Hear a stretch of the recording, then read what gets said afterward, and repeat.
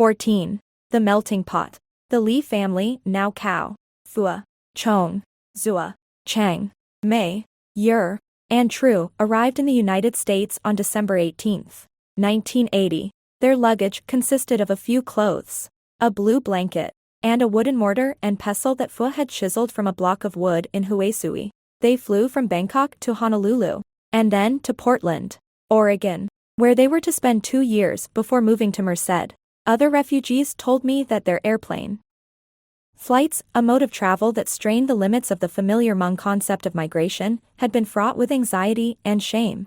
They got airsick. They didn't know how to use the bathroom but were afraid to soil themselves. They thought they had to pay for their food but had no money. They tried to eat the washandress.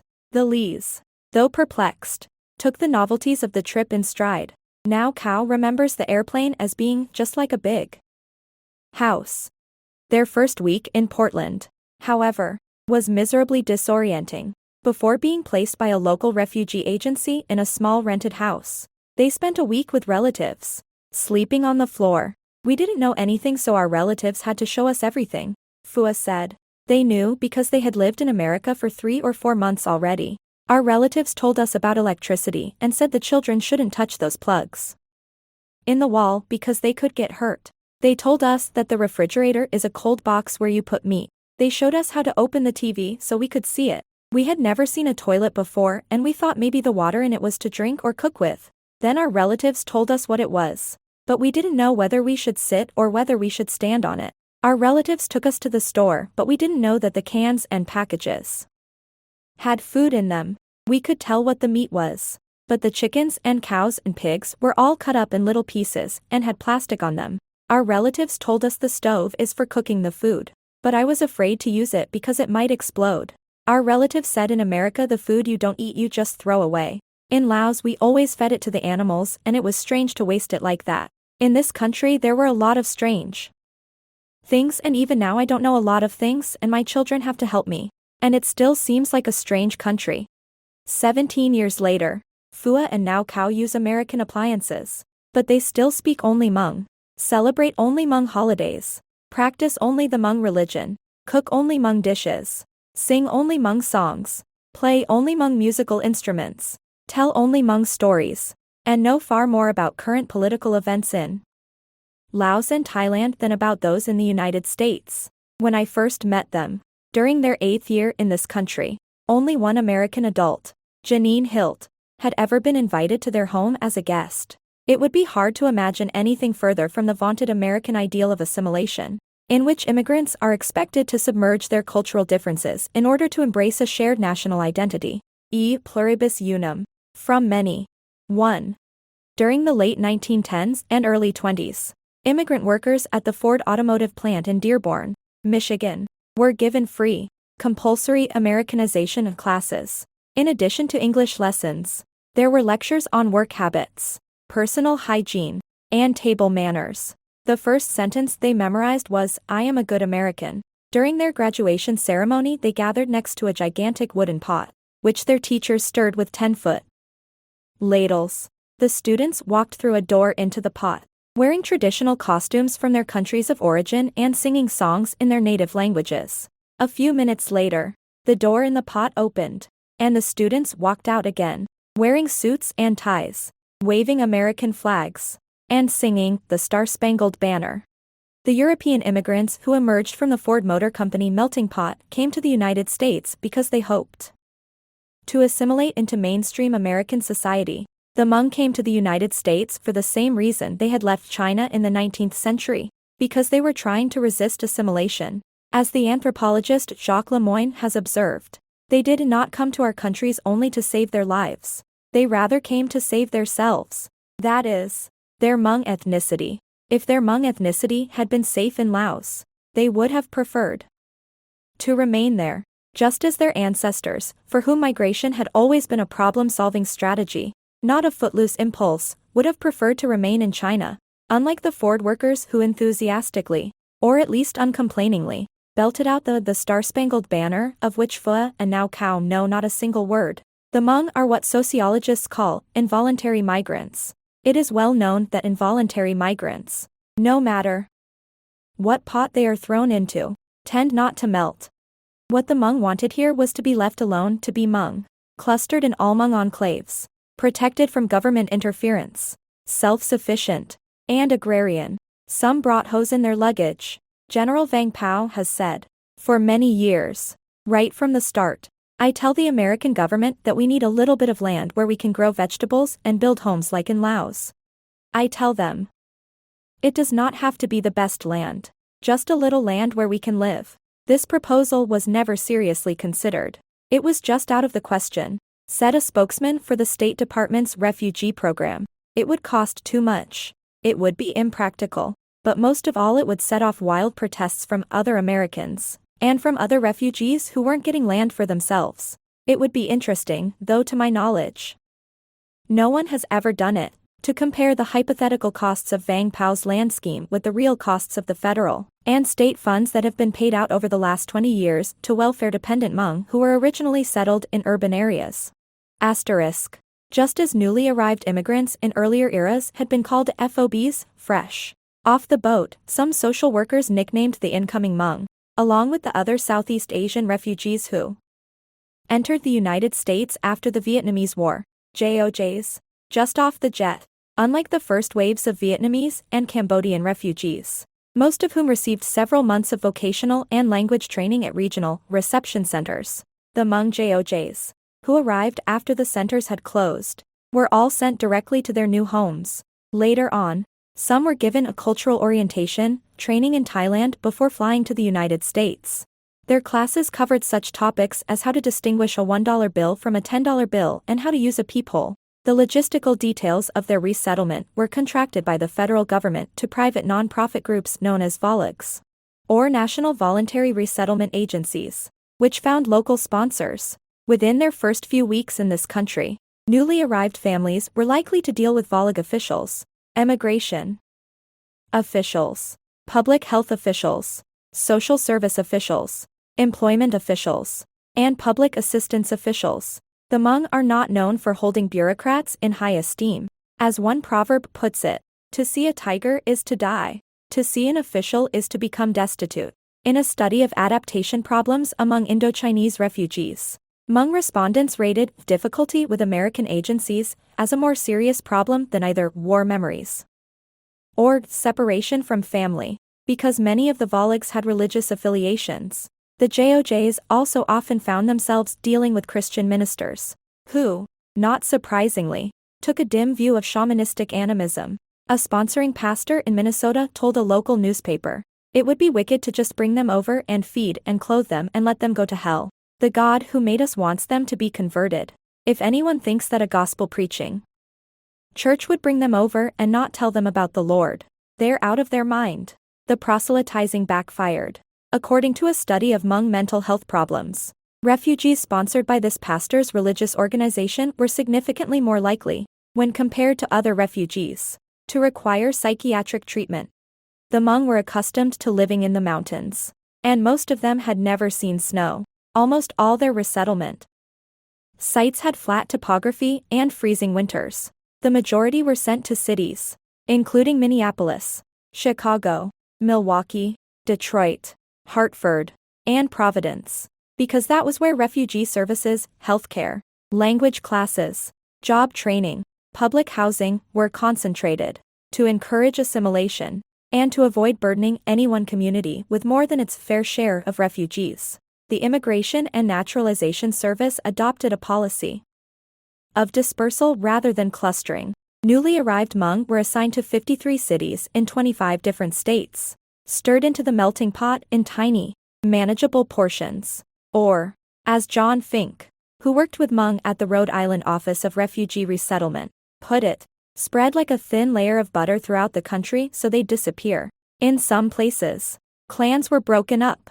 In others, members of only one clan were resettled, making it impossible for young people, who were forbidden by cultural taboo from marrying within their own clan, to find local marriage partners.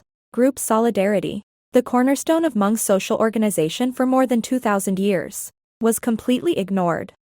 Although most Hmong were resettled in cities, some nuclear families, unaccompanied by any of their extended relations, were placed in isolated rural areas, disconnected from traditional supports. These families exhibited unusually high levels of anxiety, depression, and paranoia.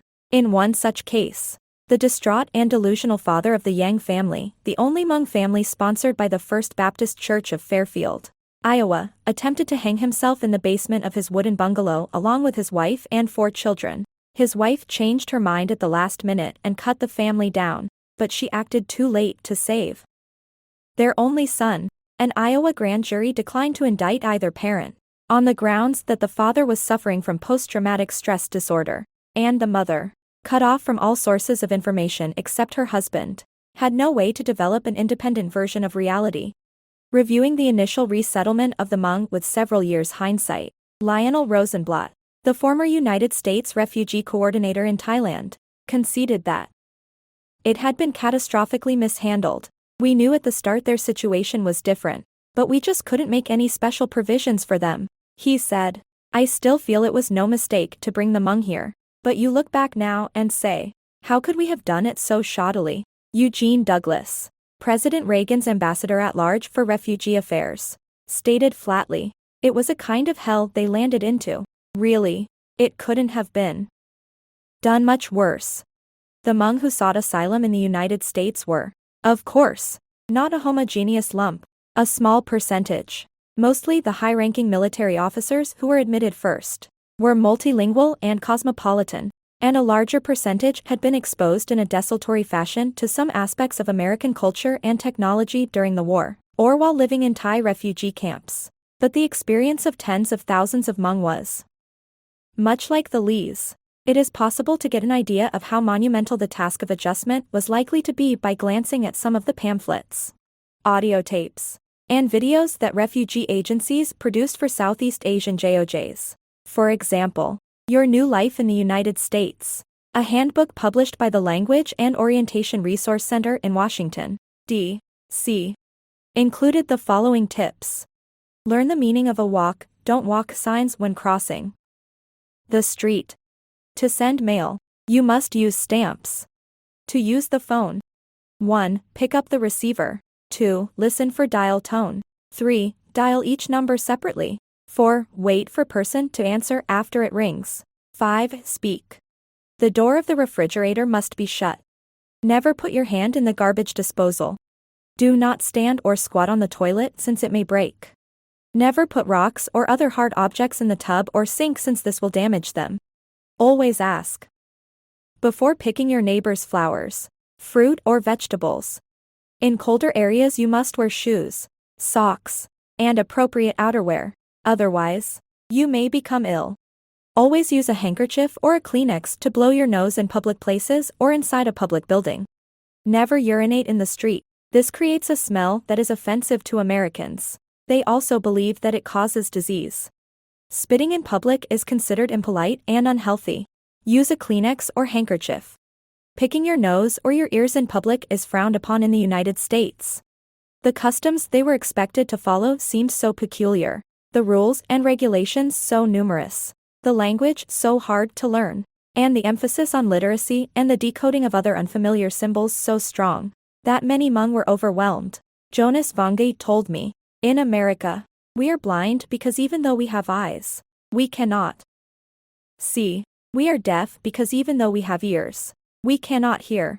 Some newcomers wore pajamas as street clothes, poured water on electric stoves to extinguish them, lit charcoal fires in their living rooms, stored blankets in their refrigerators, washed rice in their toilets, washed their clothes in swimming pools, washed their hair with less oil, cooked with motor oil and furniture polish, drank Clorox, ate cat food, planted crops in public parks, shot and ate skunks, porcupines, woodpeckers, robins, egrets, sparrows, and a bald eagle, and hunted pigeons with crossbows in the streets of Philadelphia.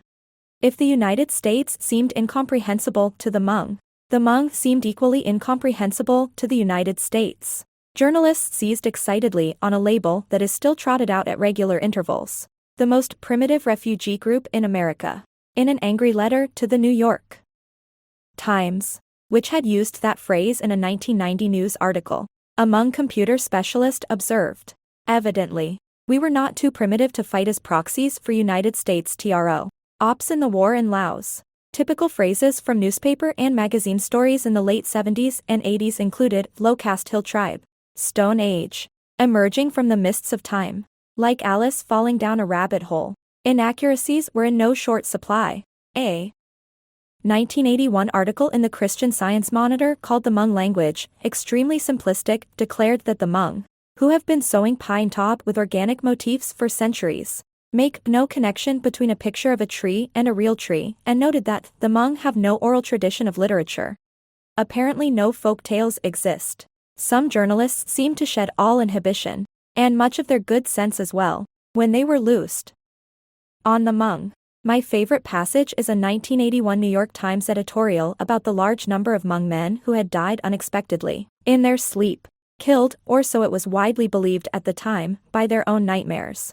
After explaining that the Hmong attributed conscious life to natural objects, the writer asked, what were these nightmares? Did a palm tree's fronds turn into threatening fingers? Did a forest move and march with the implacability of the tide? Did a rose stretch on its stalk and throttle the sleeper? Or did a gasoline hose curl and crush like a python? Was one of the dreamers pinned by a perambulating postbox? Or stabbed by scissors run amok? Or did the editorial writer drop acid? I wrote in the newspaper margin when I first read this. Timothy Dunnigan, a linguistic anthropologist who has taught a seminar at the University of Minnesota on the media presentation of Hmong and Native Americans, once remarked to me, the kinds of metaphorical language that we use to describe the Hmong say far more about us and our attachment to our own frame of reference than they do about the Hmong. So much for the perambulating postbox theory. Dunnigan's comment resonates with Dwight Conquergood's observation about the uneasiness Westerners feel when confronted with the other, for who could be more other than the Hmong? Not only did they squat on toilets and eat skunks, not only did they bang gongs and sacrifice cows, but they also displayed what struck many people as an offensively selective interest in adopting the customs of the majority culture. For example, many Hmong quickly learned how to use telephones and drive cars, because those skills fit their own agenda of communicating with other Hmong, but failed to learn English. In 1987, when Senator Alan Simpson, then the ranking minority member of the Senate Subcommittee on Immigration and Refugee Affairs, called the Hmong the most indigestible group in society, he sounded much like the authorities in China long ago who were grievously insulted when the Hmong refused to speak Chinese or eat with chopsticks. It could not be denied that the Hmong were genuinely mysterious, far more so, for instance, than the Vietnamese and Cambodians who were streaming into the United States at the same time. Hardly anyone knew how to pronounce the word Hmong. Hardly anyone, except the anthropology graduate students who suddenly realized they could write dissertations on patrilineal exogamous clan structures without leaving their hometowns, knew what role the Hmong had played during the war, or even what war it had been. Since our government had succeeded all too well in keeping the quiet war quiet, hardly anyone knew they had a rich history, a complex culture, an efficient social system, and enviable family values. They were therefore an ideal blank surface on which to project xenophobic fantasies. The most expedient mode of projection has always been the rumor, and the Hmong attracted more than their share. This was to be expected. After all, the Hmong of China had had wings under their armpits and small tails. In prevalence and nastiness, American rumors about the Hmong are at least an even match for the Hmong rumors about America that circulated in the refugee camps of Thailand. Some samples. The Hmong run a white slave trade. The Hmong are given cars by the government. The Hmong force their children to run in front of cars in order to get big insurance settlements. The Hmong sell their daughters and buy their wives. Hmong women think speed bumps are washboards for scrubbing clothes, and they get run over by 18-wheelers. The Hmong eat dogs. Asterisk, that one comes complete with its own set of racist jokes. What's the name of the Hmong cookbook?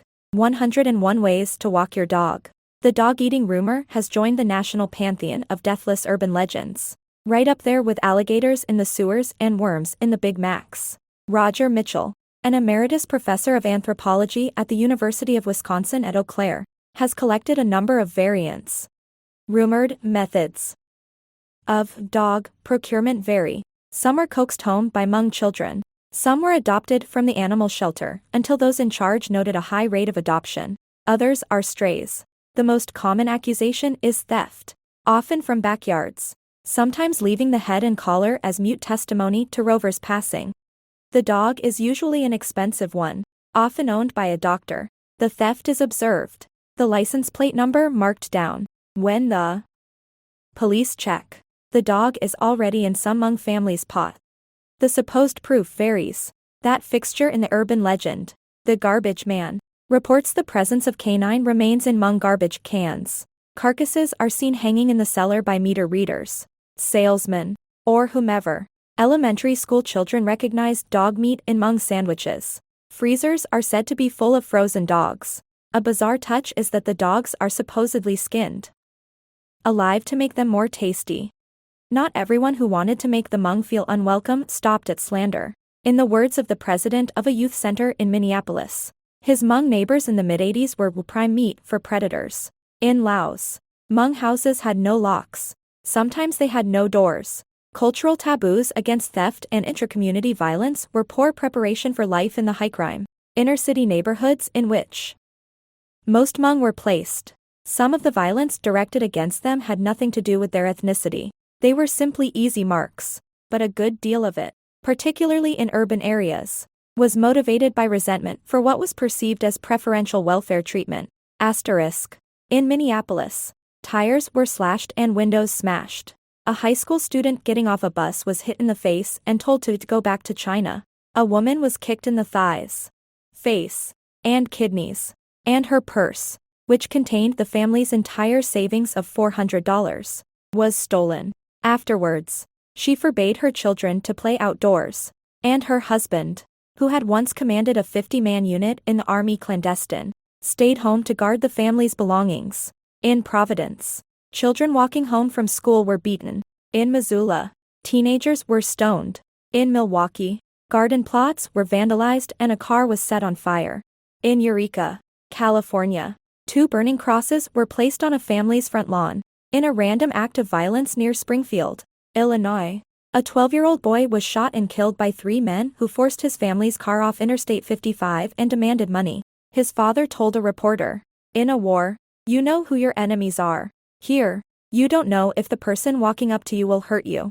In Philadelphia, anti-Hmong muggings, robberies, beatings, stonings, and vandalism were so commonplace during the early 80s that the city's Commission on Human Relations held public hearings to investigate the violence. One source of discord seemed to be a $100,000 federal grant for Hmong employment assistance that had incensed local residents, who were mostly unemployed themselves and believed the money should have been allocated to American citizens, not resident aliens. In one of the most grievous incidents, Sang Vang, a Hmong resident of Quebec who was visiting his mother, brothers, and sisters in West Philadelphia, was beaten with steel rods and a large rock, and left on the street with 2 broken legs and a brain injury. Later that day, a rifle shot was fired into his mother's apartment, breaking a window near the spot where she stood washing dishes. When Vang was treated at the University of Pennsylvania hospital, he was given a blood transfusion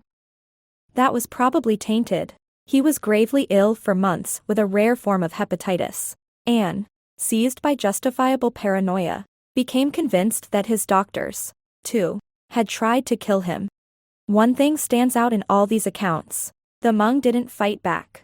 I pondered that fact one day as I was thumbing through the index of Charles Johnson's Dab Mig Mub, Myths, Legends and Folktales from the Hmong of Laos, which contained the following entries.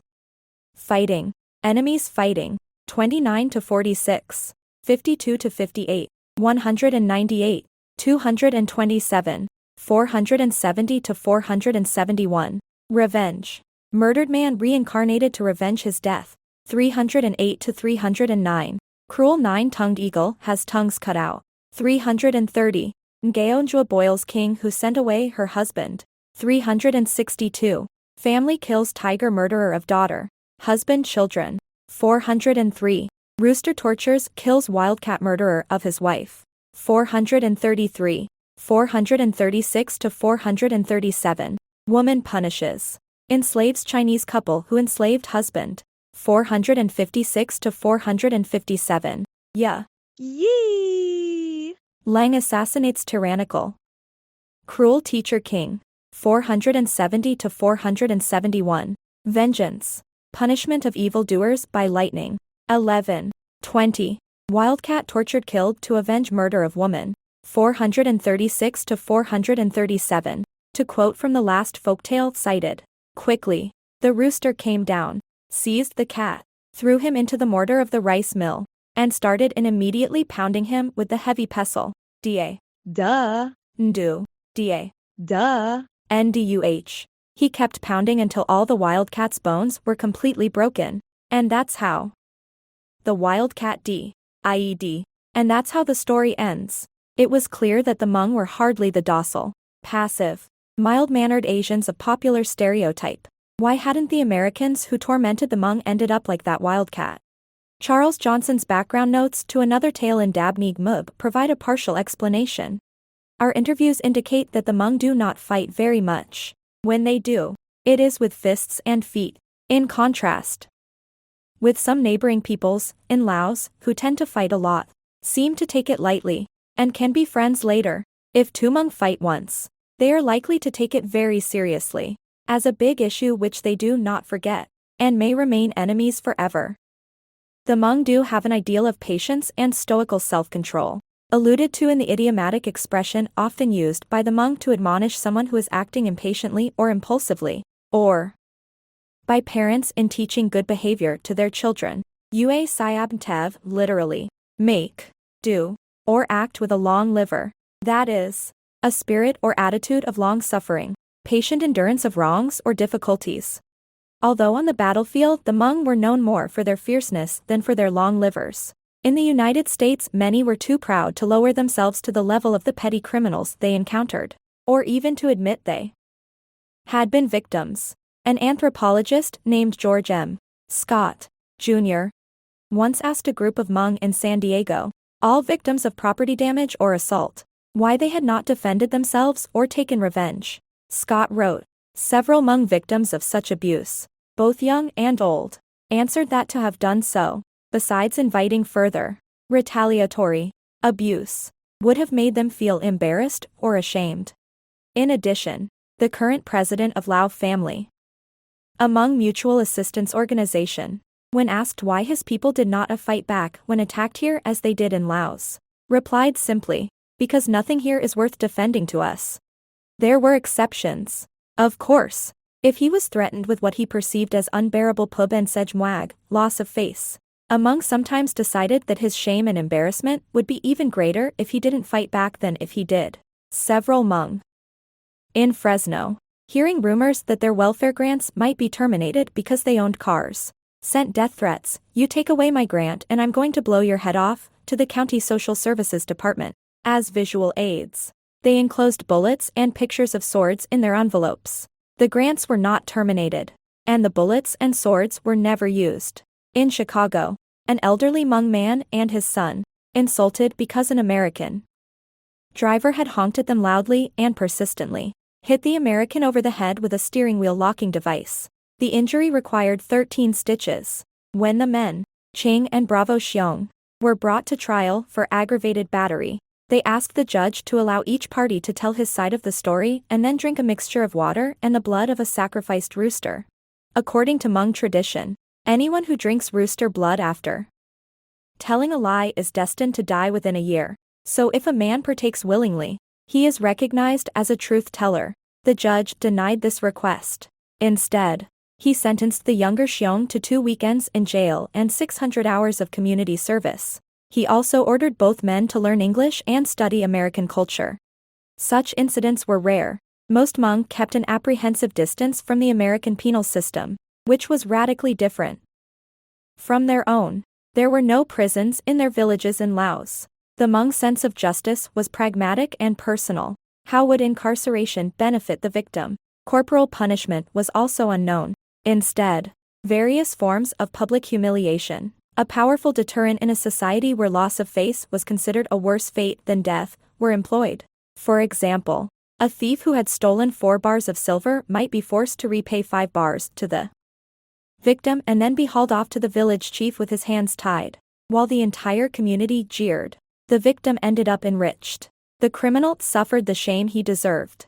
The criminal's innocent family kept its primary provider in the household, and any would-be thieves in the village were discouraged from potential crimes by witnessing the disgraceful spectacle. The Hmong who came to this country had heard that if they hurt someone, for whatever the reason, they would be sent to an American prison, and most of them were willing to do almost anything to avoid such an unimaginable calamity. Chow Wang Vang, a Fresno resident who had been charged with misdemeanor manslaughter after a fatal traffic accident, hanged himself in the county jail before his case came to court, not knowing he had the right to a trial and believing he would be imprisoned for the rest of his life. In any case, Hmong who were persecuted by their neighbors could exercise a time-honored alternative to violence: flight. It is worth remembering that when the 9 evil Dab brothers were trying to kill Shi, he attempted only one defensive counterattack before switching his strategy to evasion. Between 1982 and 1984, 3/4 of the Hmong population of Philadelphia simply left town and joined relatives in other cities. During approximately the same period, 1/3 of all the Hmong in the United States moved from one city to another. When they decided to relocate, Hmong families often lit off without notifying their sponsors, who were invariably offended if they couldn't fit one of their possessions, such as a television set, in a car or bus or U-Haul. They left it behind, seemingly without so much as a backward glance. Some families traveled alone, but more often they moved in groups. When there was an exodus from Portland, Oregon, a long caravan of overloaded cars motored together down Interstate 5, bound for the Central Valley of California. With this secondary migration, as sociologists termed it, the government's attempt to stir the Hmong evenly into the melting pot was definitively sabotaged. Although local violence was often the triggering factor, there were also other reasons for migrating. In 1982, when all refugees who had lived in the United States for more than 18 months stopped receiving refugee cash assistance, the period of eligibility had previously been 3 years. Many Hmong who had no jobs and no prospects moved to states that provided welfare benefits to two-parent families. Their original host states were often glad to get rid of them. For a time, the Oregon Human Resources Department, strapped by a tight state budget, sent refugees letters that pointedly detailed the levels of welfare benefits available in several other states. California's were among the highest.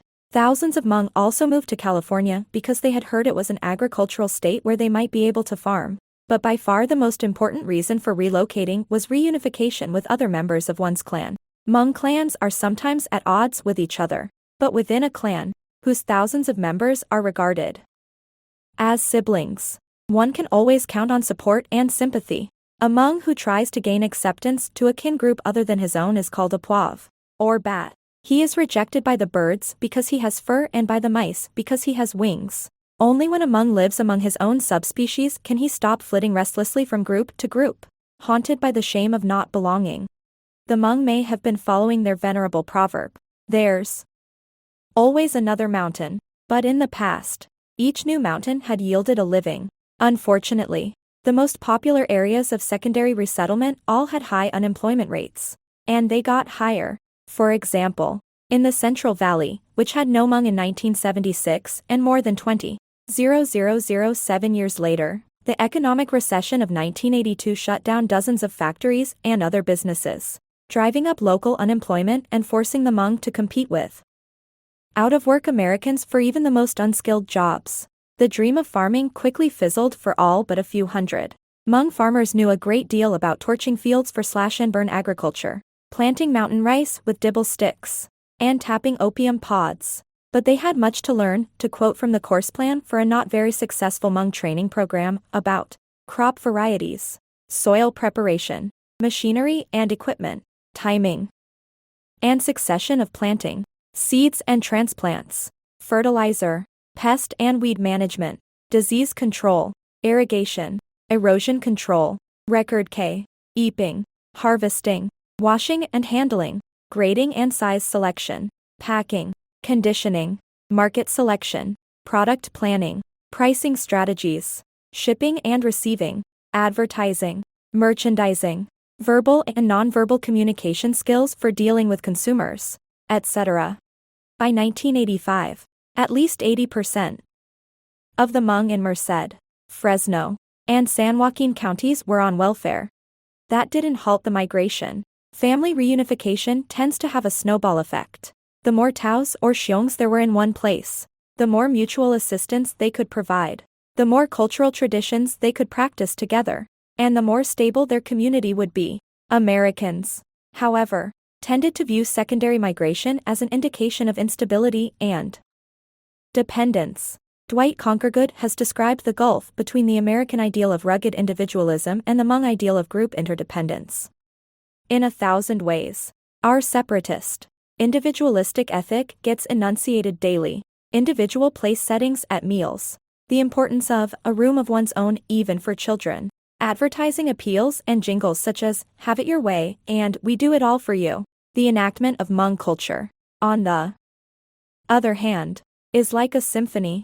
Every part plays the themes of returning, recalling, restoring, reincorporating, binding together, and reuniting separated parts into a collective identity.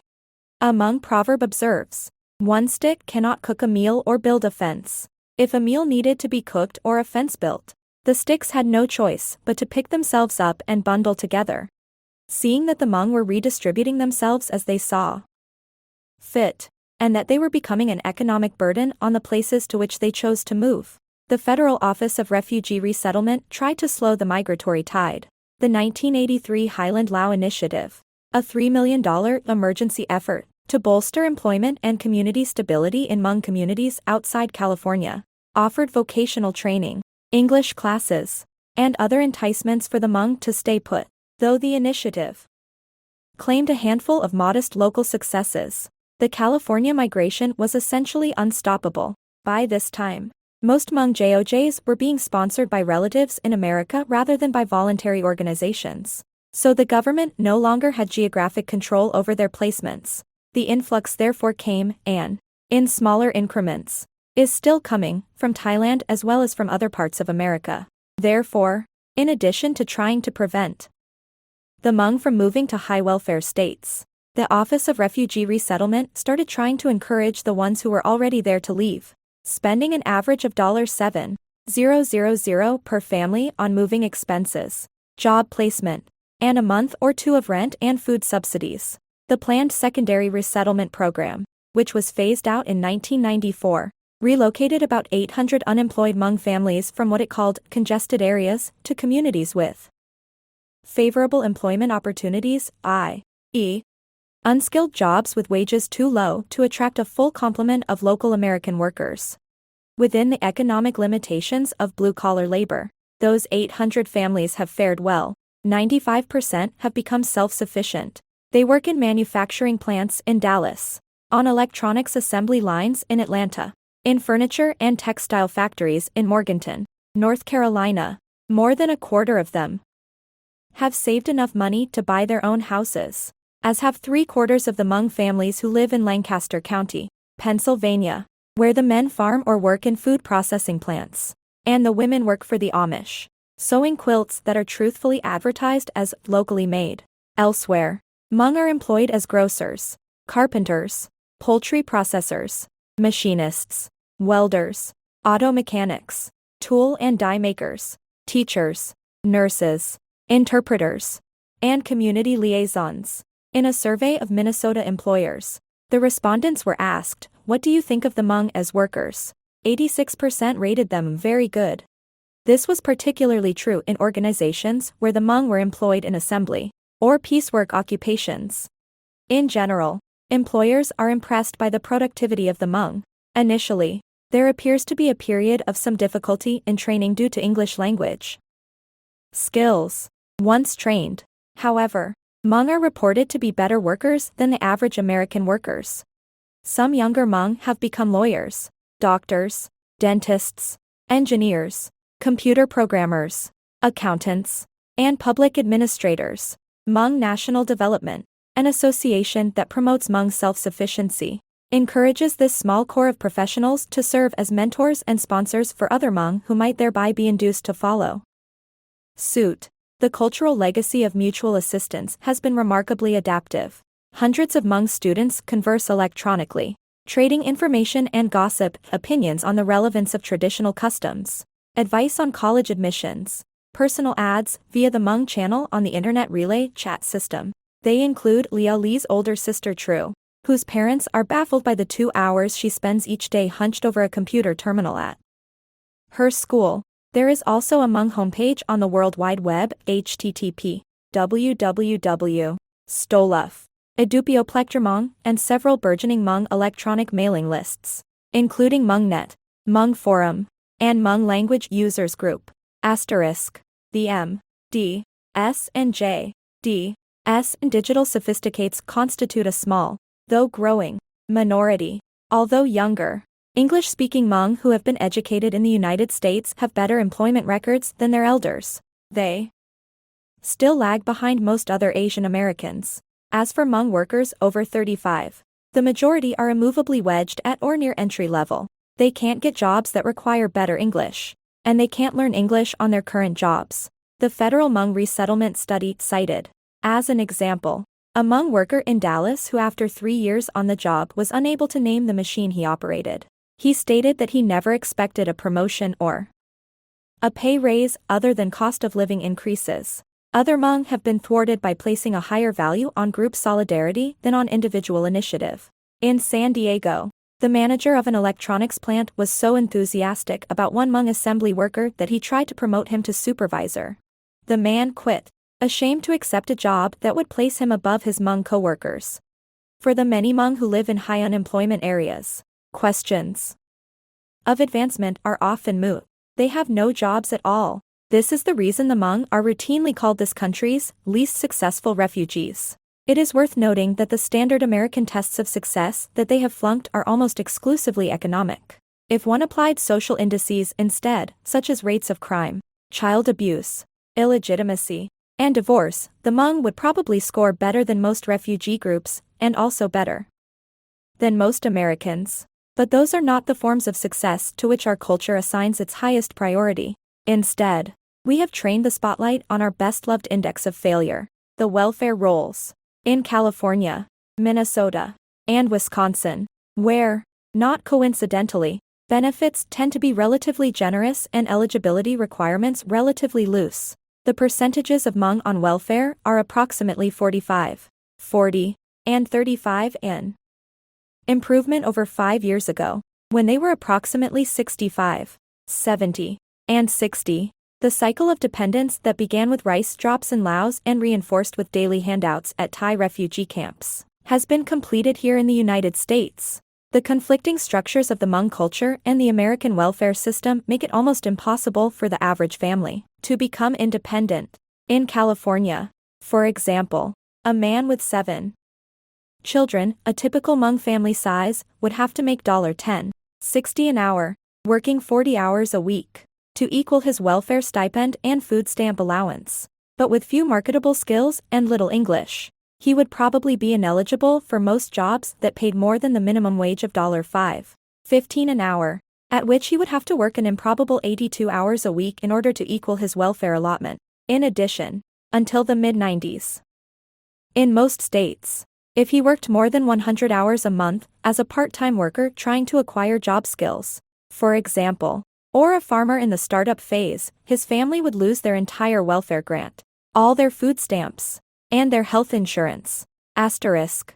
The 1996 Welfare Reform Bill, which in its present form promises to deny benefits to legal immigrants, has stirred up monumental waves of anxiety among the Hmong, faced with the possibility of having their assistance cut off. Some have applied for citizenship, although many middle-aged Hmong find the English language requirement an insuperable obstacle. The hurdles are lower for older Hmong who came to the United States shortly after the end of the war in Laos. The language rule is waived for lawful permanent residents, age 50 or older who have been in this country for at least 20 years, and for those age 55 or older who have been here at least 15 years. The Lees, who are considering applying for citizenship, would qualify for this waiver.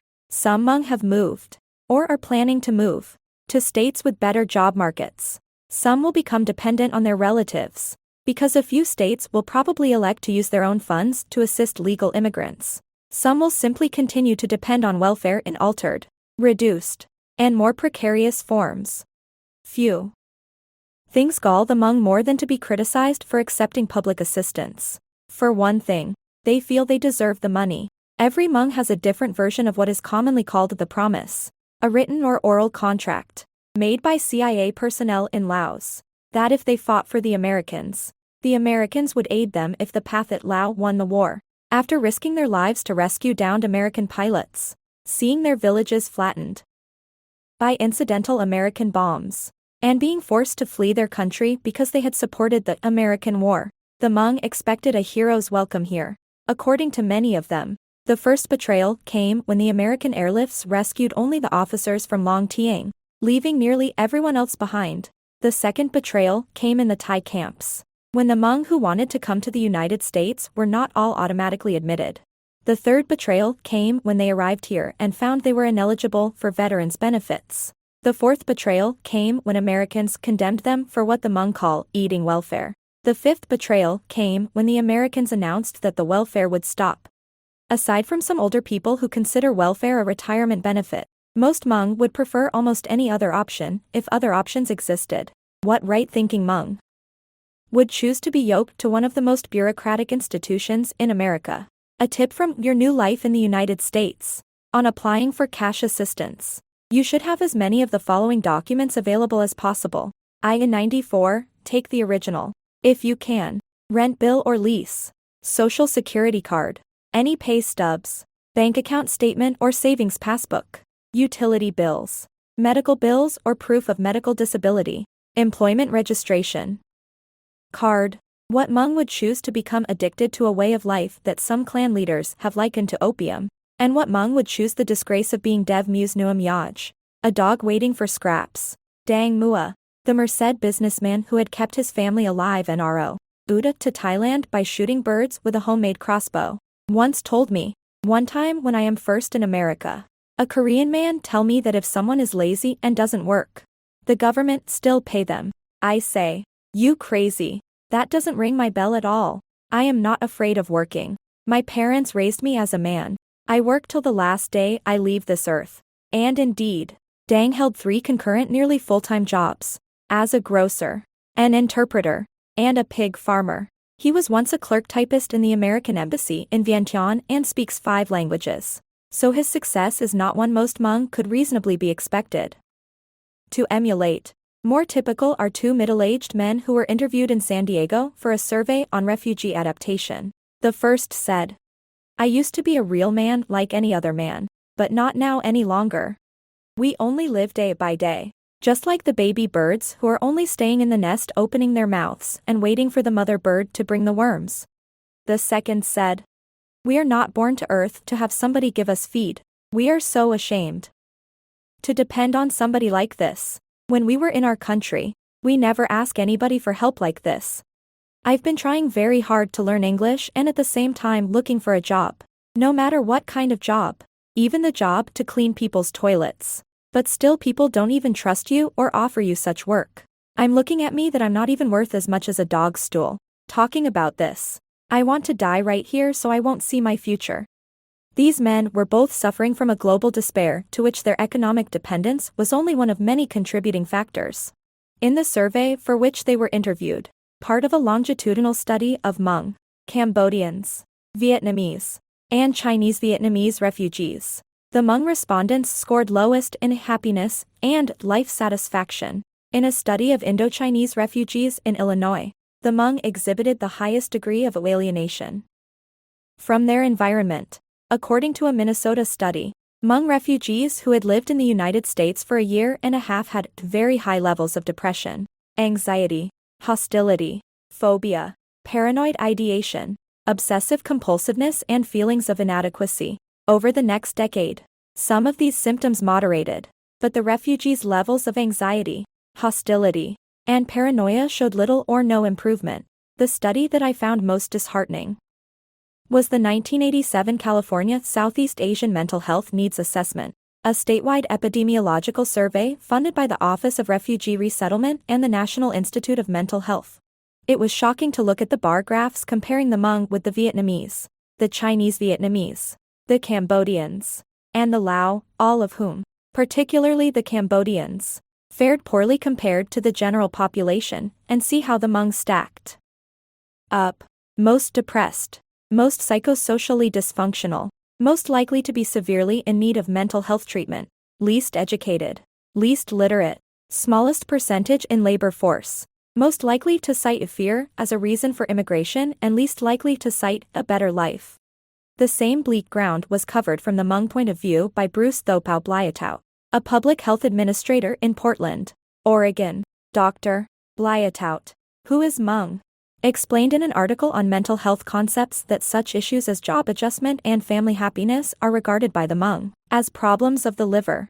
If patience, as Charles Johnson noted in Dab Nig Mub, is attributed to a long, that is, a robust and healthy, liver, what Americans would call mental illness is attributed to a liver that has become diseased or damaged through soul loss, according to Blyatow, who provided case histories for each one. Some illnesses common among Hmong in the United States are Muab Sayab, translation, difficult liver, causes, loss of family, status, home, country, or any important item that has a high emotional value.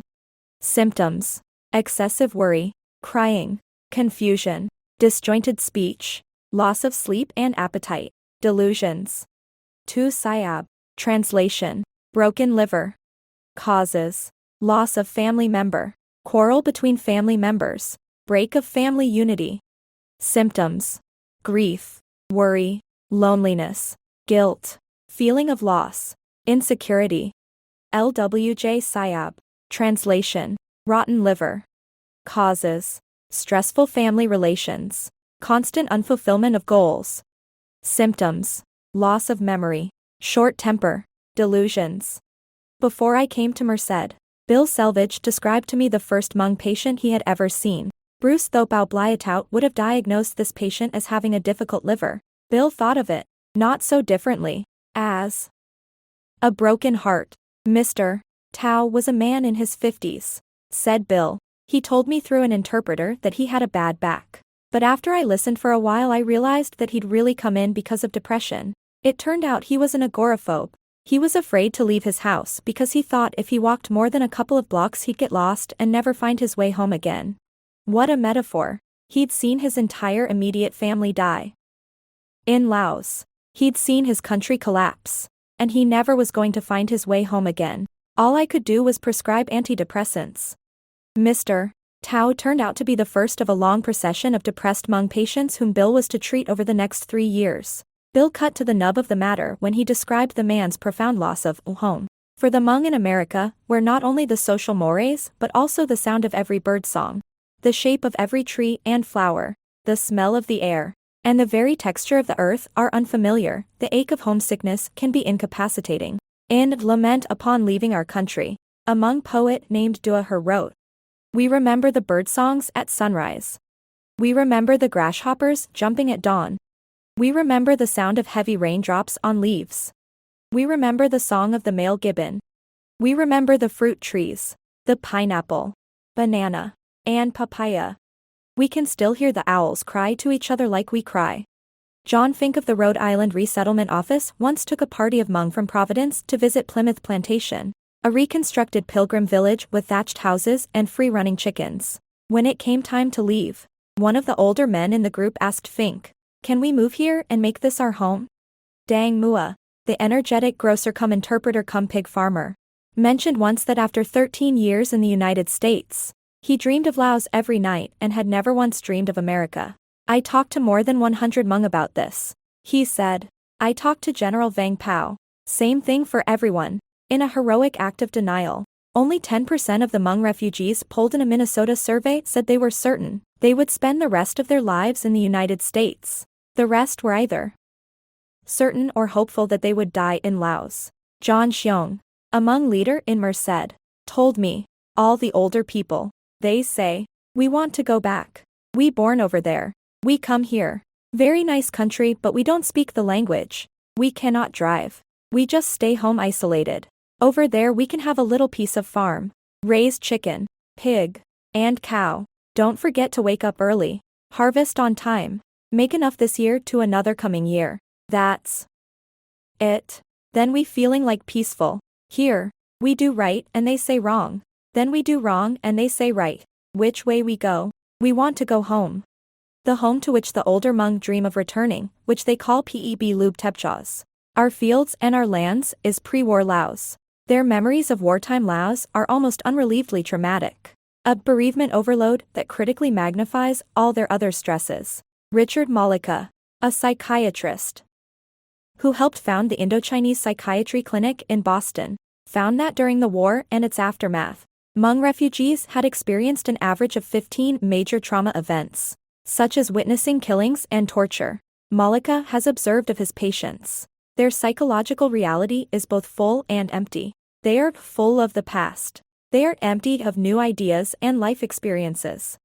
Full of both past trauma and past longing. The Hmong have found it especially hard to deal with present threats to their old identities. I once went to a conference on Southeast Asian mental health at which a psychologist named Evelyn Lee, who was born in Macau, invited 6 members of the audience to come to the front of the auditorium for a role-playing exercise. She cast them as a grandfather, a father, a mother, an 18-year-old son, a 16-year-old daughter, and a 12-year-old daughter.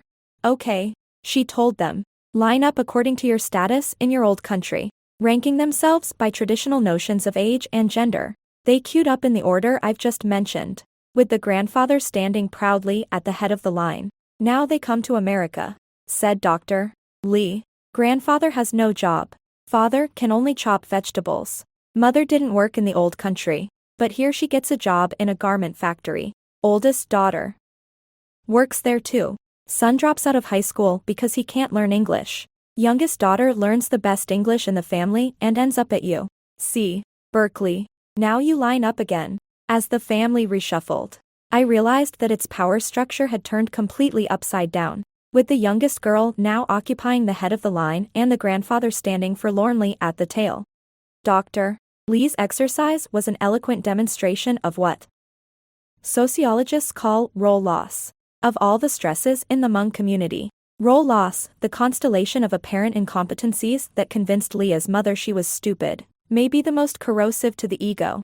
Every Hmong can tell stories about colonels who became janitors, military communications specialists who became chicken processors, flight crewmen who found no work at all. Dang Mua's cousin Mua Ki, a former judge, worked first in a box factory and then on the night shift in a machine shop. When you have no country, no land, no house, no power, everyone is the same, he said with a shrug. Major Wang Sing Kang, a former battalion commander who served as leader for 10,000 Hmong in his refugee camp, took 5 years to find a job as a part-time church liaison. Even then, he depended on his wife's wages from a jewelry factory to pay the rent and on his children to translate for him. Of himself and his fellow leaders, he said, "We have become children in this country. And in this country the real children have assumed some of the power that used to belong to their elders." The status conferred by speaking English and understanding American conventions is a phenomenon familiar to most immigrant groups. But the Hmong, whose identity has always hinged on tradition, have taken it particularly hard. Animals are responsible to their masters, and children to their parents, advised a Hmong proverb that survived unquestioned for countless generations. In pre-war Laos, where families worked in the fields all day and shared a single room at night, it was not uncommon for children and their parents to be together around the clock.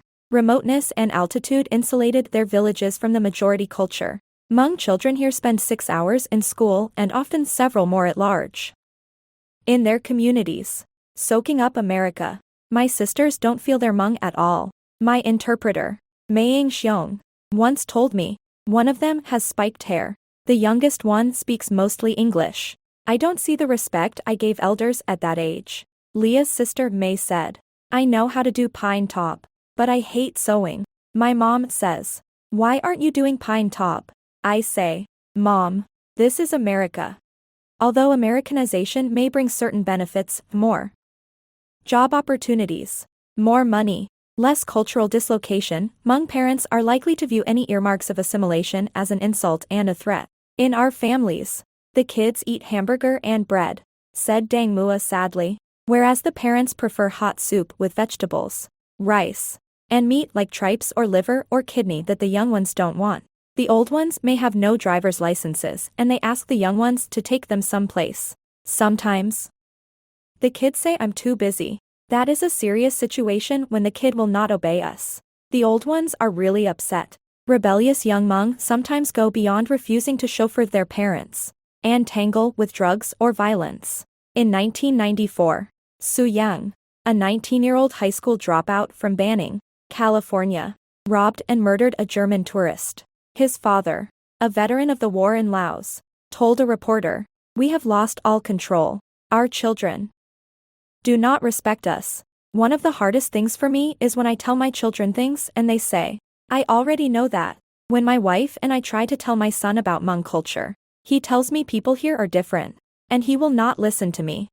Suki Waller, Merced's maverick psychologist, once recalled a Hmong community meeting she had attended. An old man of 70 or 80 stood up in the front row, she said, and he asked one of the most poignant questions I have ever heard.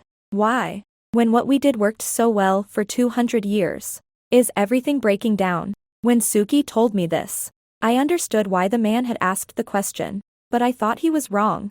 Much has broken down, but not everything.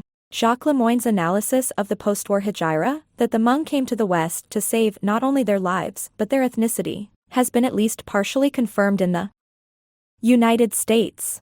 I can think of no other group of immigrants whose culture, in its most essential aspects, has been so little eroded by assimilation. Virtually all Hmong still marry other Hmong, marry young, obey the taboo against marrying within their own clans, pay bride prices, and have large families. Clan and lineage structures are intact, as is the ethic of group solidarity and mutual assistance. On most weekends in Merced, it is possible to hear a death drum beating at a Hmong funeral or at Sivneeb's gong and rattle sounding at a healing ceremony. Babies wear strings on their wrists to protect their souls from abduction by dabs. People divine their fortunes by interpreting their dreams. If you dream of opium, you will have bad luck.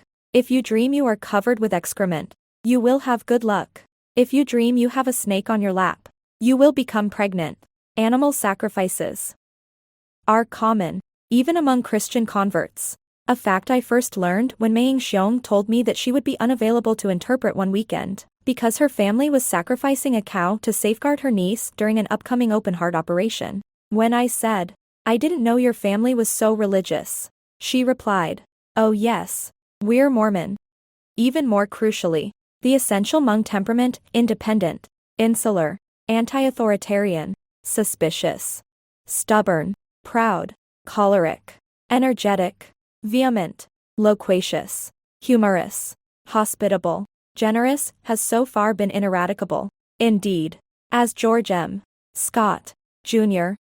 has observed, the Hmong have responded to the hardships of life in the United States by becoming more Hmong, rather than less so. Summing up his impressions of the Hmong in 1924, François-Marie Savina, the French missionary, attributed their ethnic durability to 6 factors: religion, love of liberty, traditional customs, refusal to marry outside their race, life in cold, dry, mountainous areas, and the toughening effects of war. Even though their experience here has been suffused with despair and loss, the 180,000 Hmong who live in the United States are doing passably or better on the first 4 counts. Asterisk. I was able to see the whole cycle of adjustment to American life start all over again during one of my visits to Merced. When I arrived at the Lee's apartment, I was surprised to find it crammed with people I'd never met before. These turned out to be a cousin of Now Cao's named Jua Chai Lee, his wife, Yang Lor, and their 9 children, who ranged in age from 8 months to 25 years. They had arrived from Thailand 2 weeks earlier, carrying one piece of luggage for all 11 of them. In it were packed some clothes, a bag of rice, and, because Jua is at Sivneeb's assistant, a set of rattles, a drum, and a pair of divinatory water buffalo horns.